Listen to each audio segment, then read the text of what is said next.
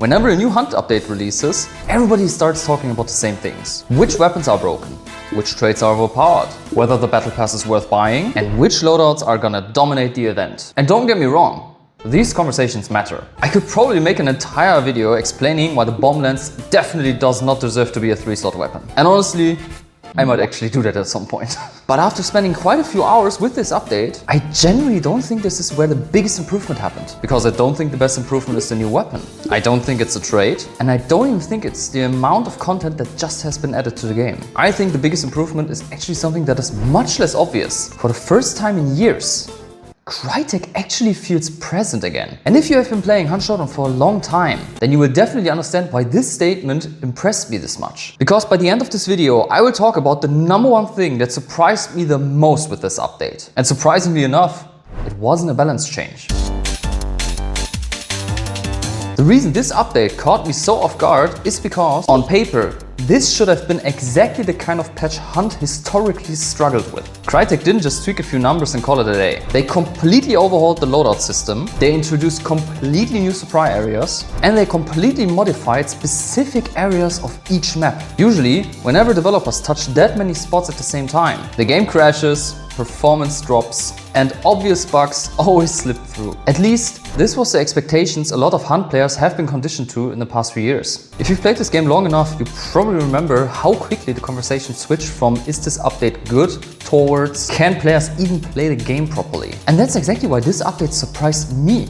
Because I spent a significantly longer time thinking about the changes itself instead of if this game is even running properly. Of course, there are still bugs. Every live service game works like that. But the bugs that I've encountered actually felt like bugs. They don't feel like signs that nobody tested this update. And honestly, considering Hunt Showdown's history, that alone is a massive improvement. But here's the weird part. Stability wasn't actually the thing that surprised me the most, because the next change challenged an assumption I've had for years. The one thing that surprised me even more than stability was performance. Because if you ask me what I would expect before this update released, I would have confidently predicted that your performance will get worse. That's usually what happens when developers add complex systems. You add new systems, you redesign existing content, and you put more things into the world. Eventually, something has to give in. Instead, the exact opposite happened. The game actually feels smoother on my machine. And what made this even more surprising was looking through community discussions afterward. I wasn't seeing the widespread outrage that usually happens with previous updates. I wasn't seeing countless people saying that the game is unplayable now. Now, this doesn't mean that nobody experienced problems, but it does mean something very important. The pattern I have come to expect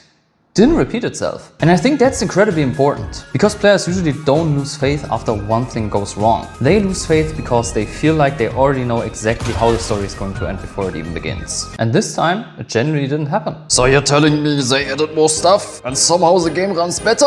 I don't know what timeline we're living in anymore. And honestly, if it'd only been improvement, I probably would have called this a good update and moved on with my life. But this is where things become much more complicated, because there are still decisions I strongly disagree with. Now let's talk about the #1 thing a lot of people argue about right now: the new loadout system. And I think this is where my perspective differs a lot from other people, because I don't really care if every number is perfectly tweaked. What I care about is whether the philosophy behind the system actually makes sense. And honestly, I think it does. I've talked before about how players optimize everything. And that's why this solution becomes dangerous very quickly. Because players optimize everything. The community would instantly solve the best points combination possible. Videos would appear showcasing the strongest point optimization. Website would calculate the most efficient builds. And at some point, the system stops feeling immersive. The older loadout system felt quite restrictive sometimes. The newer 5-slot loadout system, however, creates trade-offs. And despite those trade-offs, players still have a lot of freedom to experience with different loadouts. And I genuinely believe this is a much healthier direction for Hunt Showdown. That doesn't mean that I agree with every implementation, because I absolutely don't. As you guys know, I mainly play the bomb lance, which is exactly why I know how powerful this weapon can be. Being able to combine this weapon at level 1 with an uppercut or Mosin obverse is simply overpowered. Likewise, I don't understand why the crossbow is a 4-slot weapon, while the bow remains a 3-slot weapon. There are definitely balance concerns that still need attention. But here's the difference. For the first time in years, I don't find myself asking, what were they thinking? And instead find myself saying, I understand exactly what you were trying to achieve, believe, even if I don't agree with every number we land on. And honestly, that difference is enormous. Because when I criticized Crytek in the past, my biggest frustration wasn't really that they made bad decisions. It was that many of those decisions felt disconnected from the actual conversations players were having, almost as if they didn't really listen to the community. This time, however, I don't feel that disconnect in the same way. Interestingly enough, that exact difference changed my complete perspective about how I usually look at Hunt Showdown's monetization. Because for the first time in a while, I didn't get the impression that the community was being taken for granted. And that brings us to the part of this update that I genuinely didn't expect to praise. If you've watched some of my older videos, you know that I wasn't really kind when it comes to the monetization of this game. And honestly, I don't even regret that criticism. At that point, I genuinely thought that the Battle Pass was sending terrible signals towards the community. It felt like the monetization had more priorities than the feelings of the community. And that theme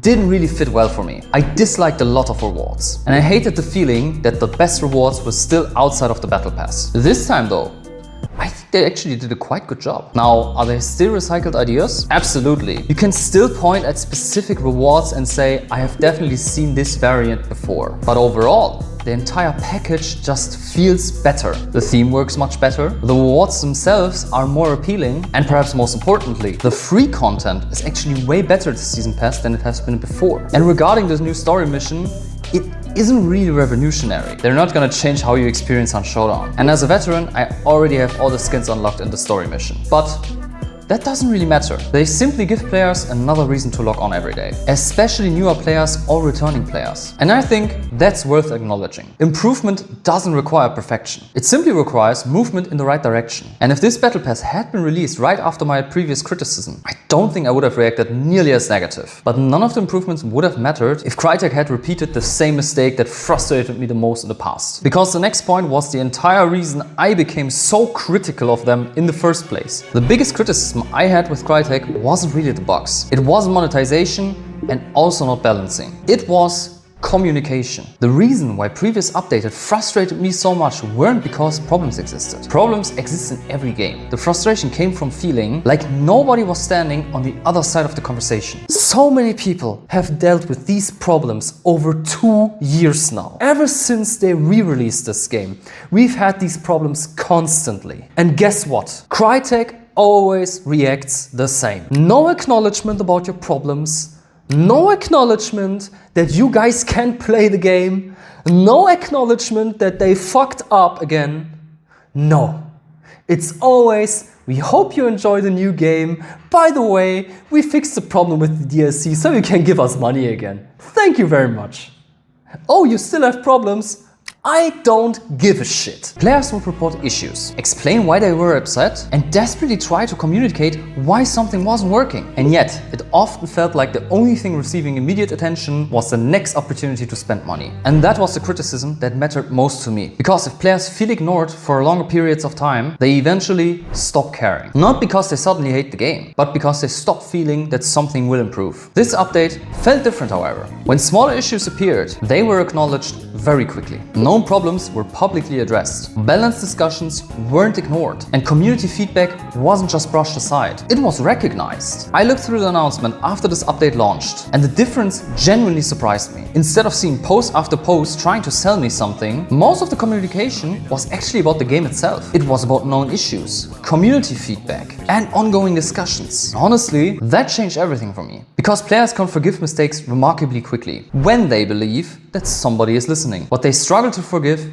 is silence. And for the first time in years, Crytek doesn't feel silent. It felt present. But I'm not saying I'm ready to trust them completely. Me neither. However, comparing to how Crytek usually behave during updates like this is a massive step in the right direction. And that is exactly what makes this entire thing so fascinating. Because while making this video, I realized that this isn't really a story about bugs, balance, or battle passes. It's a story about something every live service game struggles with eventually. Communities don't lose hope because developers make mistakes. Every game out there has bugs. Every balance patch annoys someone. And every new update introduces discussions. That is completely normal. Communities lose hope, however, when they stop believing that those mistakes matter. Let's be honest here.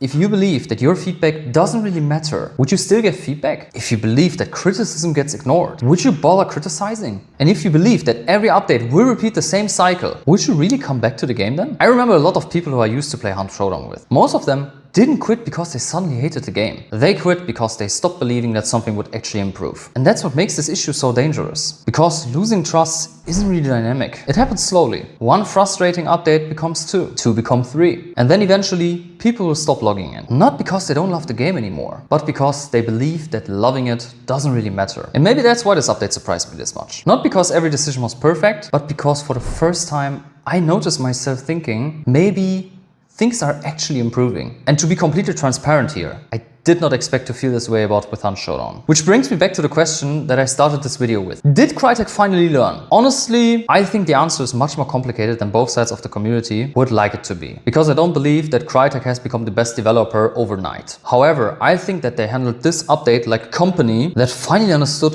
what people have been frustrated about. And if that is true, then this update might actually be more important for reasons that have nothing to do with its content itself. When people will talk about this update a few months in the future, I have a feeling that the #1 conversation will be about which loadout is gonna be overpowered now. And those conversations are perfectly valid. But honestly, I don't think that's what I will remember about this update. What I remember is that this was the first update in a very long time where I wasn't waiting for everything to collapse. Instead, I found myself engaging with the actual content. I found myself questioning design choices. And I found myself having discussions that only exist when the foundation beneath it actually works. Crytek still isn't perfect. I still think certain decisions deserve criticism. I still think that there are balanced decisions that need to happen. And I'm sure they will make mistakes again in the future.